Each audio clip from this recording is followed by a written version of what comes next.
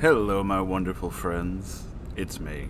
And it's time for a story. A very, very special story. A horror story written by my friend Infernobot. And I'm interested to see what this is because Infernobot has been sending me questions to kind of make this more specific. I don't know what's in this story, so I'll be reading it and reacting to it as best I can. But I do like that the cover image that Infernobot has chosen is the entrance to the old Jazzland. This is a pretty cool image. I remember this one. Jazzland, for those of you who don't know, was decimated after Hurricane Katrina, and that never recovered. Like it was just kind of abandoned for the longest time. A lot of urban explorers have gone in there. So I'm interested to see what cool stuff Infernobot has for us. Let's begin. This is Moonhorrors, Outlaw Freedom, Part 1. Okay, here we go.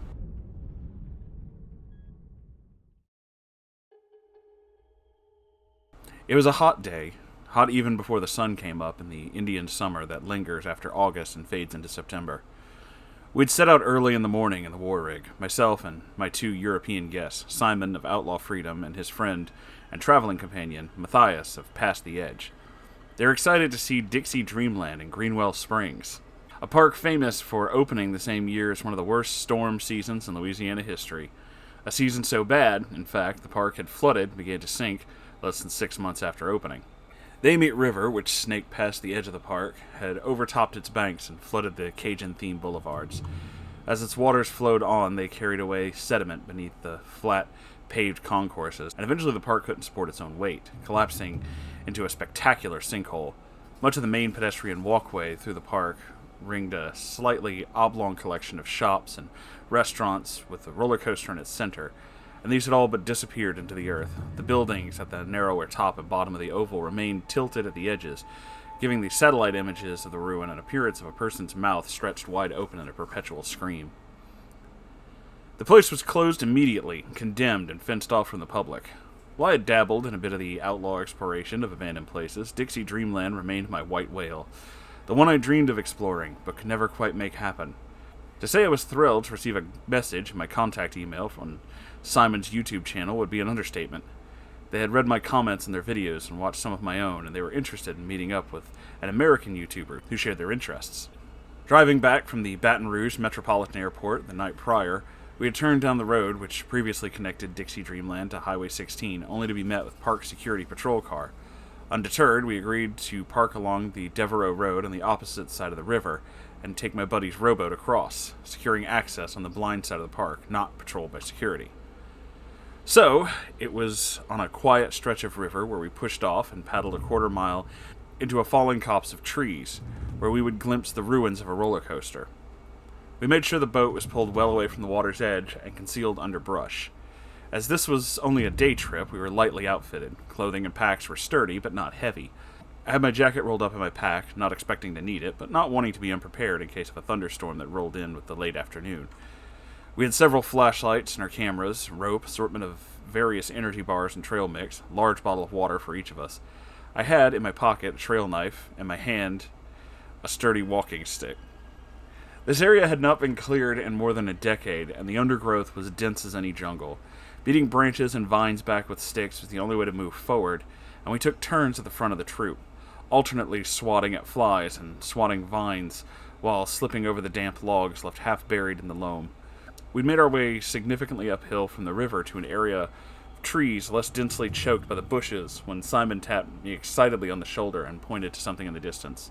Standing alone in the shade of a big basket oak was a white-tailed deer, a buck we could plainly see with his antlers silhouetted against the sunlit space beyond. He took a few steps forward, then to the side, then forward again, raising and lowering his head as if searching for something before rearing up on his hind legs and smashed his head forcefully against a rock. The noise of the antlers striking the stone echoed through the woods like a gunshot and made us all jump. He rammed his head against the rock over and over until the antlers had broken off and his skull was split before stopping to lick at the spot of blood spattering the rock. I don't think its jaw or tongue were even working anymore. It just sort of rubbed its open mouth over the gore.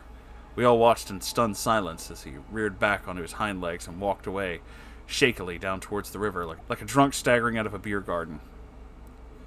None of us knew quite what to say. After a brief whispered exchange, we agreed to press on. Keeping a healthy distance from the area the deer had occupied, we moved wordlessly through the trees until we encountered a rustling chain-link fence topped with barbed wire. Signs hung from it every few yards, announcing the danger of sinkholes and prohibiting trespassers. We, of course, ignored these. Matthias produced a small pair of wire cutters from his bag and began snipping diagonally at the links in the fence. Before long, we had a small triangular flap we could squeeze through to access the park. We scrambled through and found ourselves beneath the skeletal framework of the Zydeco Express, one of the roller coasters which has served the park's guests. Above our heads were pieces of driftwood lodged in the metal framework, serving to mark the zenith of the floodwaters all those years ago. Each of us took a few moments to record our respective introductions and gather a little B-roll footage. Pushing through the chest-high grass, we eventually reached the outer pathway winding its way around the park. The first building we encountered was the rusted green remains of a maintenance shed. Its door remained firmly locked, and though the thin sheet of metal could easily be broken through, we were not vandals and opted to continue checking for other buildings we could access through less destructive means. Matthias voiced his intention to come back and climb the Zydeco before we left the park. Many more rusted amusement rides lined the concourse as we made our way in a lazy counterclockwise loop of the park. Cajun Collision, the Fouchon Flyer, Gilboa's Galaxy, and so on. There were bumper cars with molded fiberglass shells made to look like bellowing pirates and redneck hunters. Silhouettes of jazz performers dotted the sides of buildings. Smiling alligators stood and waved on signs directing us to park services. The clouds forming above us gave us some respite from the beating sun on our march through the faded remains of this once welcoming wonderland. It was roughly half an hour before we encountered our first sinkhole. It wasn't very large, maybe the size of a bathtub and overgrown with long grass. The concrete had caked and broken away, exposing the red earth beneath, and tenacious plants clung to the sloping lip. Treading carefully on the pavement up to the edge, we shone a flashlight down and could see a crumbled plate of old asphalt roughly 10 feet below. We could line up the edges of the hole with the chunk at the bottom. It looked like something had stamped it out of the street. Of course, the thing on all our minds was the big pit, the gaping maw the size of a football field with ruined buildings in the center of a theme park that was not something you got to see every day. We made haste, in the most direct route possible, to reach it. One of the park's signature rides, the Gumbo Yo-Yo, had been located near the center. When the big sinkhole opened, the bright blue tower had largely collapsed, but the former apex was still visible at the hole's edge. None of us were too keen on approaching close enough to lean over, but Simon was brave enough to secure the rope around his waist and tilt his camera over the precipice. He reported back that he couldn't make out anything particular at the bottom since the sun had moved behind the clouds. In any case, we snapped our pictures, got our sound bites, moved along. Despite the derelict nature of the surroundings, the buildings we approached were locked and shuttered tight. I suppose most structures had been locked up before the storm and simply left that way afterwards. We quietly debated forcing our entry, but decided against it, opting to continue our search for a naturally accessible building. Our patience was rewarded when we discovered a little cafe at the south end of the promenade. The sign above the glass double doors read Gator Bites, and it looked as though the floodwaters had shifted something heavy enough to burst out of the lower pane on one of the doors. I followed behind Simon and Matthias, crouching to pass through the shattered lower half of the glass door. What had been the foyer of a Cajun-themed coffee shop was now a slick green mess swamped in clumps of algae and furniture haphazardly strewn about the room wherever the floodwaters had deposited it. A relatively clear path up to the register remained, and we made our way deeper inside. Simon made quiet comments to his camera, held outstretched on his selfie stick, occasionally reaching out to touch some of the coffee equipment left behind the counter.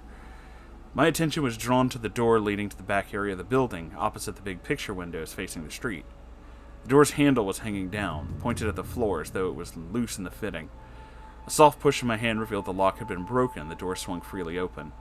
Its aluminum construction and frame had resisted the moisture, which would have swollen and warped its wooden equivalent, and its tight seal had held in the stink of old damp boxes. While the picture windows provided plenty of illumination for the main seating area of the coffee shop, the space was buried in shadow. The gray light from outdoors barely penetrated more than a few feet within. The floor was heaped with piles of dissolved cardboard boxes that flaked and disintegrated under the tread of my boots.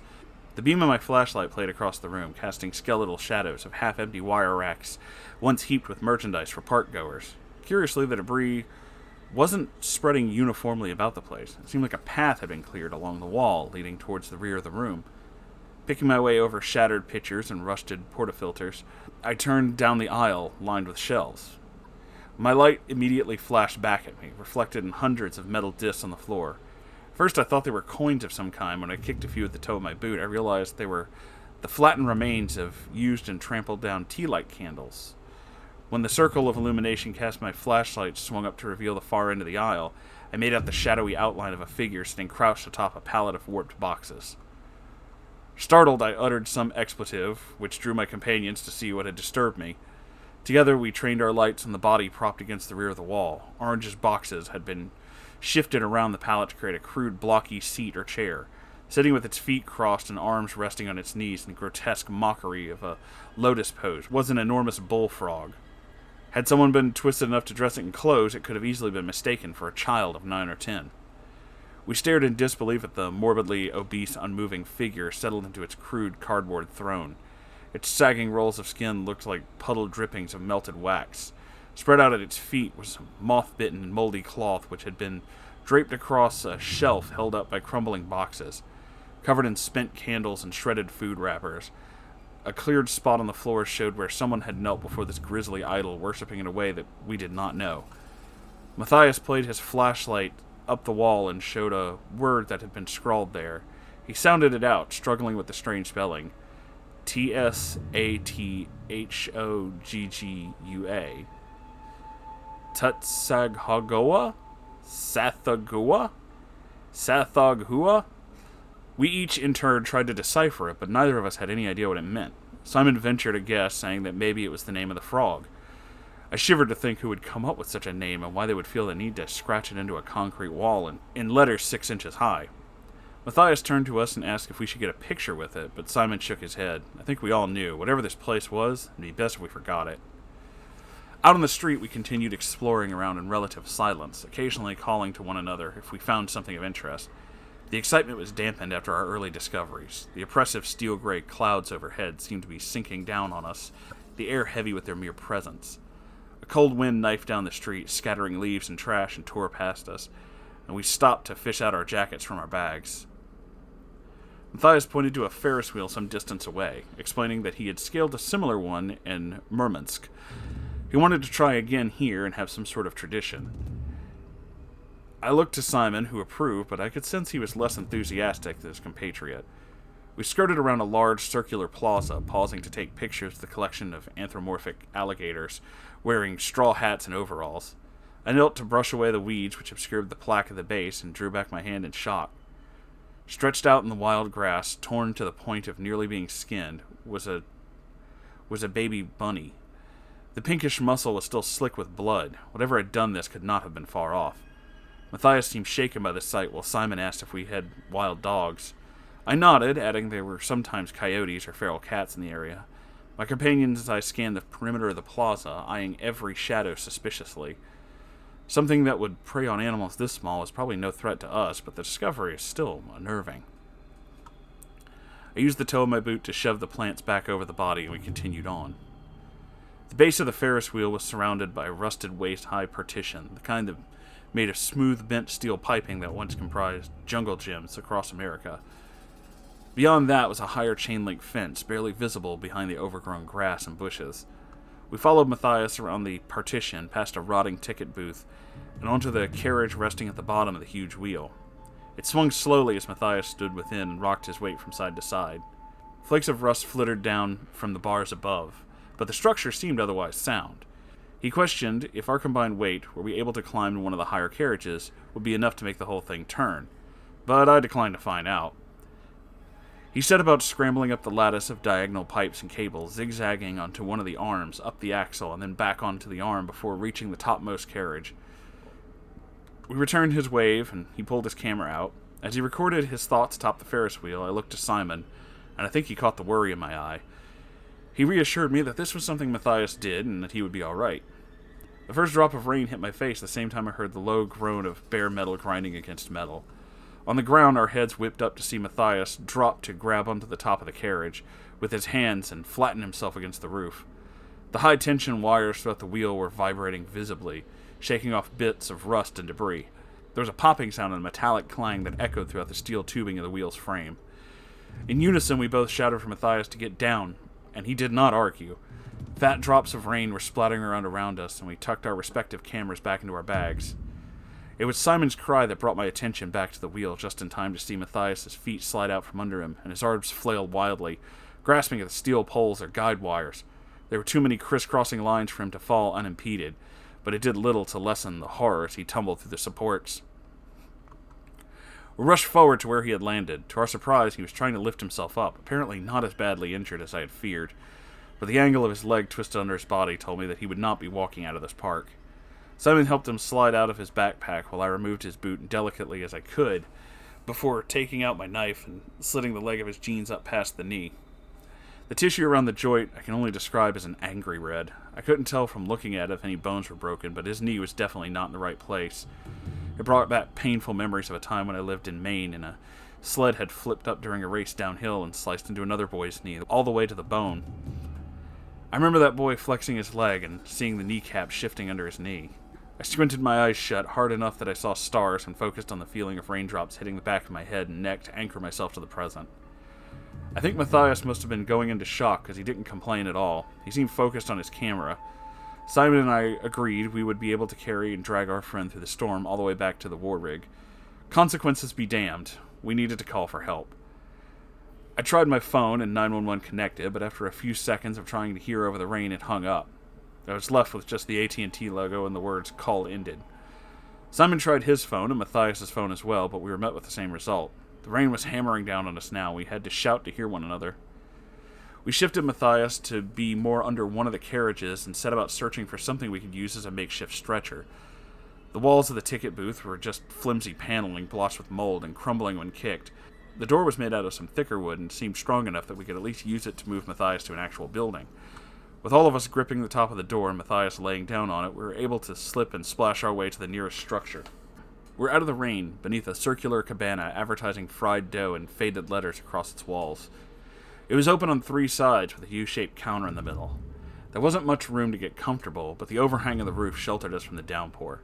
Fortunately, my guests had worn waterproof jackets and boots, meaning Matthias was relatively dry when we got him under the shelter. We helped him free of his soaked jeans and wrapped his leg in Simon's jacket to keep his body temperature up. The red all around his knee had deepened and swollen so much that it took on the appearance of a burgundy coconut. Our repeated attempts to call for help all met with the same deafening sound of rain in the other end of the line. All calls to emergency services returned an automated message warning of a storm and immediate evacuation. I scanned around us, but through the rain hammering down I could barely see 10 yards in front of me. Luckily, Matthias had brought a small collapsible lantern that day and gave us a little ring of light. Despite my phone telling me we had another 5 hours or so of daylight, the gloom beneath the clouds had deepened to almost dusk. With a few alternatives, we elected to wait it out. Convincing Matthias to down the remaining water in his bottle and eat a bag of trail mix, we sought to keep him awake, taking the opportunity to eat some of the food we brought with us and swap stories. We tried, anyway. The incessant rainfall made holding conversation difficult. Eventually, we lapsed into silence, watching the rain fall. The rain did not let up as dusk deepened into twilight and faded into night. I made a funnel out of a laminated menu and refilled our water bottles, but the cabana contained nothing else of use or interest to us. The dough left behind in the fry station had apparently hardened to a brick so solid that mold hadn't been able to destroy it. When I pulled my bottle back, my hand stung where the rain had struck it, almost like the sky was shooting BB-sized hail pellets down on us. The constant splashing onto the puddles formed in the pavement around us became a slow rising alarm, and the water began to pool, meaning the ground had been saturated beyond its limits to absorb. I had no wish to venture out. It was becoming increasingly apparent we wouldn't be able to stay in one place all night, however. A quick check of our friend's leg revealed extensive bruising, and even with our aspirin, he was complaining about throbbing pain. It was decided that Simon would remain with Matthias, and I would scurry out into the darkness and try to locate a taller building. The pictures in our cameras were the only reference I had to guide me, but I thought I could draw a straight line from the Ferris wheel to the cabana to a brick building that looked to have an upper story. Even so, we tied the rope to a stool, and I played it out behind me as I went. Even with my flashlight, visibility was limited to a few yards, and when I finally reached it, the building loomed up out of the darkness, startling me. With my insulated steel water bottle, I broke out the window pane closest to the doorknob and reached through, feeling for a deadbolt. Inside was a shop, filthy and moldy, with heaps of rotting stuffed animals, t-shirts, and decayed lumps that were once straw hats hanging along the wall. A few nylon backpacks were scattered about the floor, with the Dixie Dreamland logo still visible on them. I watched my step, shuffling my feet along the floor to nudge damp piles aside as I tried the handle on the door marked Employees Only at the back of the store. Its wood was warped and soft and yielded easily to my knife scraping along the molding frame until I could wiggle the blade in to work the latch. I don't know if I'd ever been so happy to see stairs. The carpeting on the lower steps had turned mostly black, but some experimental prodding with my boot showed the wood beneath was intact. I ascended to a small row of 3 offices above the shop. Most of the furniture remained with filing cabinets left to rust open and leather chairs split and cracked from the moisture and heat. I returned downstairs and called out to my companions, but heard no response over the storm. With the slack of the rope looped through the door's broken window pane, I started back towards my friends. My flashlight shone out into the darkness surrounding me. Its beam lit up the rain still pelting down, sending overlapping rings bounding every direction in the puddles at my feet. Another light was just visible to my right, and upon seeing it I stopped in my tracks. The rope was still in my hand, and I swung my flashlight along its length, tracing as far as I could ahead of me. Realized it was arcing ever so slightly to the left, and the light to my right was Simon waving his own flashlight to guide me. On my trek out from our shelter, I must have been slightly off course and left a long curving trail of rope rather than a straight line. I turned my attention back to the rope, and my breath stopped short in my throat. There, just at the edge of the flashlight beam, was something I had not expected to see. Standing alone and still out in the darkness were a pair of bare human legs. They were pale and smooth, slick with rainwater running over naked calves and thighs. From toe to hip, they were probably taller than me, stretched out unnaturally long. Feet were arched up as though they had been wearing stiletto heels. A catalog raced through my mind. What had I seen in that park? What grotesque statue have I blundered past in the dark? Who would have built such a distorted and unsettling thing in a family-friendly setting? Still intent on following the rope, I took another step forward, and the legs took a step back. My heart dropped out of my chest, and in its place was a frozen full turkey. I could taste acid in the back of my throat like a gulp of cheap red wine.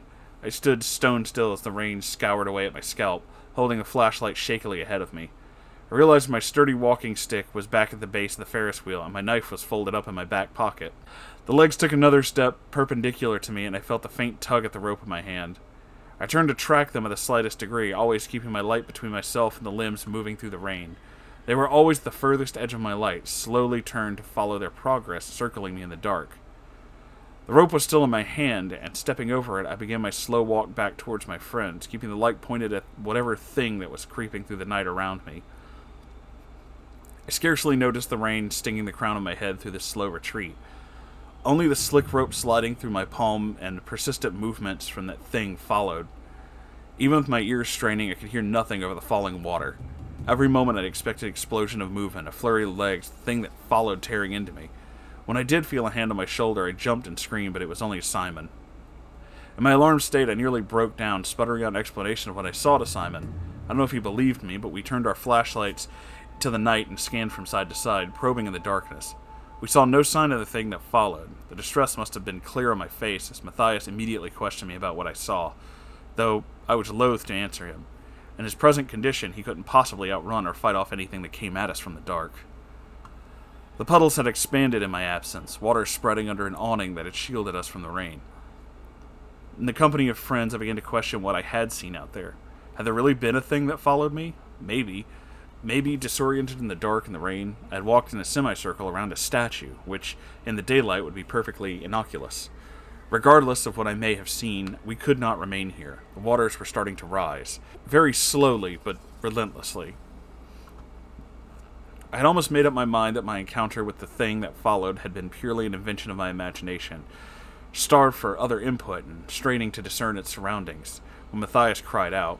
We spun in place and shone our flashlights in the direction he was pointing, just in time to catch several long bony fingers retreating up the awning overhead. We fled the fried dough cabana. Ours was not an orderly escape. We scarcely had time to sling our packs on before hoisting Matthias up between us, draping Simon's coat over his head, and hobbling out into the rain, following the soaked rope to what we hoped would be safety. I dared glance back over my free shoulder, and thought I caught sight of something pale moving in the rain behind us. Simon and I swung our flashlights wildly like a pair of opposing lighthouses, temporarily pushing back the dark and tight circle around us. A wave of relief surged over me as I caught sight of the door with the end of the rope dangling from the broken window pane. Mere yards from the door, the rope between our feet was pulled taut, sending us tumbling into a heap and forcing an anguished shriek from Matthias. Skin tore away from my wrist as it dug into the concrete and my flashlight skittered away, coming to rest in a puddle. As I struggled to my feet, I became aware of a stuttering, rasping wet and rattling breath behind me. I did not look. Instead, I seized Matthias by the arm and hauled him to his feet, half weeping, half dragging him the remaining steps to the door. Behind us, Simon cried out, and our shadow swept across the wall before he splashed to his feet and pointed the light again at the door. To my immense relief, the door remained open, damp rope drooping over the window, and offered no resistance to my pulling my injured friend through. Regrettably, my boots lost traction, and I dropped Matthias in the storefront. He cursed and pounded his fist on the floor, but my attention was focused on Simon, slamming the door shut with a loud bang as the remaining glass rattled in the window panes. He slumped to the floor and pressed his foot against the doorframe, his heaving chest outlined by his soaked t-shirt. We both watched, transfixed, as the rope slid gradually out the window and into the darkness. With a shaking hand, Simon battered at the deadbolt, locking the door again before he scooted back to where we were prone on the floor. Our only source of light was his flashlight, and he kept it focused on the door. Long minutes passed as we waited, expected something to come through. There was no movement outside other than the rain. Both Simon and Matthias were shaking quite badly, and I suggested I lead them upstairs. It was with some difficulty we managed to help Matthias limp up to the second floor and get him settled into the office, furthest back from the front door. I must have still been full of nervous energy and worked furiously, leaning a chair against a wall and kicking it repeatedly until the back separated from the seat, providing us with a rudimentary cushion. We laid our injured friend out at the rear of the office with some backpacks I had retrieved from the storeroom below to serve as a pillow. I had shut and waved the door connecting the storeroom with the show floor, but didn't particularly relish the idea of rummaging around in near darkness away from my friends. Most of what I had seen when I passed through had been plastic toys, water bottles, and other tchotchkes. Anything like a towel or a fresh shirt had rotted away years prior.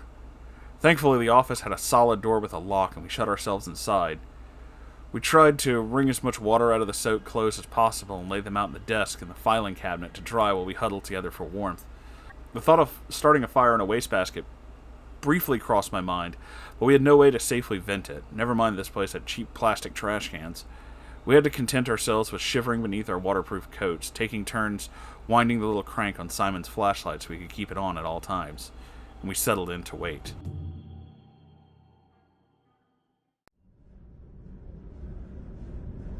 Well, that is the end of part 1. That was pretty good. That actually was pretty good. I really enjoyed this. I don't know what that thing is, and it's really creepy. I will tell you this. I will make a little few notes. This is definitely an interesting story. I like the fictional park that's kind of based off of a lot of real things. A lot of the rides, not all of them, but a lot of the rides that InfernoBot mentioned actually were in Jazzland. Those were real things, like the Zydeco Twister and things like that. Some of them have been slightly renamed, but I definitely recognize them. Yeah, that's actually really cool. So, to give a little bit of history, because the sinkhole thing is really cool, what happened to Jazzland?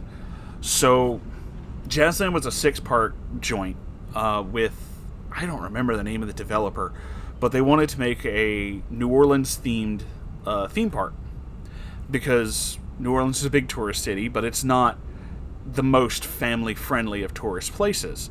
So they wanted to have something kind of like your Disney World or something. Some to bring in the whole family, not just, Bourbon Street or whatever. Makes sense. The problem is they built it out in New Orleans East. New Orleans East floods really bad every hurricane season. That's why it's mostly like swampland and forested area out there. So they built the place, and it was fine for a little while. It actually was a pretty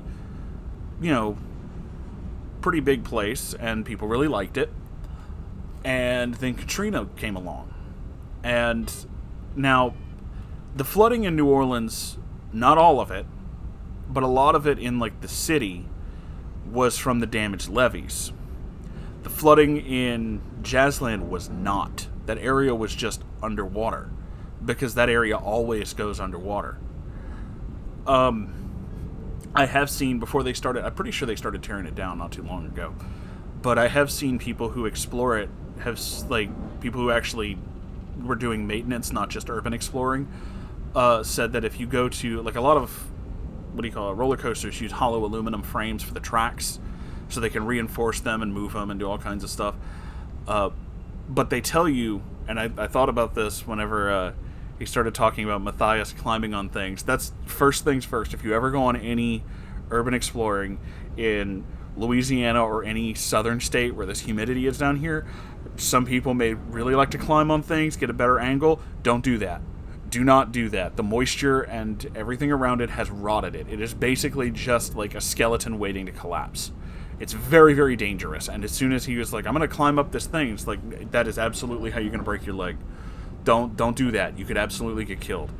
The Zydeco Twister is actually one of them that I think it was the Proper People did a video about. And they went up there. But this was, I want to say maybe 4 or 5 years after the storm. This wasn't 3 years ago, which would have been 10 years or whatever. It's very, very dangerous. Because a lot of, Zydeco Twister, for example, was an aluminum, it was a metal roller coaster, but a lot of its framework, a lot of its, maintenance pathways were wooden. I mean, granted, it was treated wood, but if the wood, even if it's treated, is not taken care of, can still rot. So that was my big worry watching them climb up that roller coaster. It was like, one of these boys is going to fall. That shit's dangerous as fuck. Don't do that. I have seen someone pull one of the bolts out of the side of one of the big pipes, one of the big, struts, and just water come out of it. Because there was, again, they tore down a bunch of these, a hole somewhere in that frame, and every time it would rain, it would just fill. And there's no telling how many gallons of water was trapped inside some of that framework. I'm sure it smelled lovely, too. That's the other thing they don't tell you about when it comes to doing that kind of stuff, is, you explore abandoned malls or whatever up north. It might be dusty, it might be dirty. You explore abandoned stuff in the south, it stinks. It's rotting. You just smell rot everywhere. It's really gross. If you've never been in, a storm-damaged house after a hurricane, especially several months after a hurricane, it's an odor you never forget. But this was actually really good. I enjoyed this a lot, and I understand why Infernobot definitely changed some stuff. I don't know where the Maine thing came from. I've never lived in Maine, but that was an interesting, kind of pull to a different part of the story. I liked that, but I was just like, who's he talking about? I've lived here my whole life. No, I like that. I like that it definitely has a lot of interesting survival stuff to go with it. It's got a lot of interesting horror stuff. So, all that being said, this is a great story. I can't wait for the next part. Thank you so much, Infernobot. I haven't read a good horror story in a while, so this was really interesting. I love you all so very, very much. If you'd like to send me your own stories, r/Moonhorse Stories, check that out. Make sure you do the whole YouTube thing, comment, subscribe, whatever. I have a merch store, which is filled with all kinds of stuff, and honestly, I need to, make a good new number of things. I've got a couple new designs, but I just haven't gotten around to, putting them on stuff, so, keep an eye on that. And, the thing about the merch store, I've noticed a couple people ask this, when you go there, it's designs, but the designs are on everything. So you're not shopping by just oh, is this just a shirt? And it's no, if any design there is going to be on shirts, hoodies, water bottles, coffee mugs, bath mats. Yes, bath mats. I don't know why. Threadless gave me the option and I just kept going. Someday they're going to let me make hats. Someday. I keep waiting.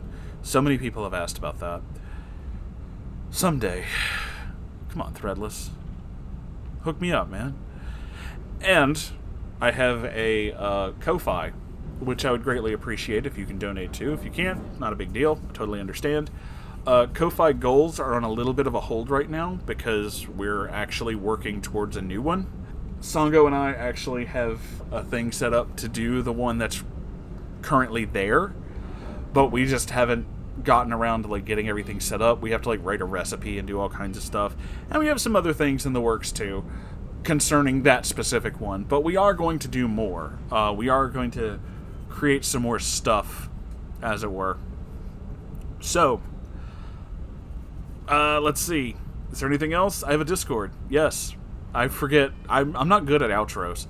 I should write this down, except I never do. And I would never read it, even if I did, because I know me. I have a Discord, and the links to everything I've mentioned is in the drop down below this and every video, actually. So, go check them all out. I love you all so very, very much, and I will see you in the next video. Goodbye, everybody.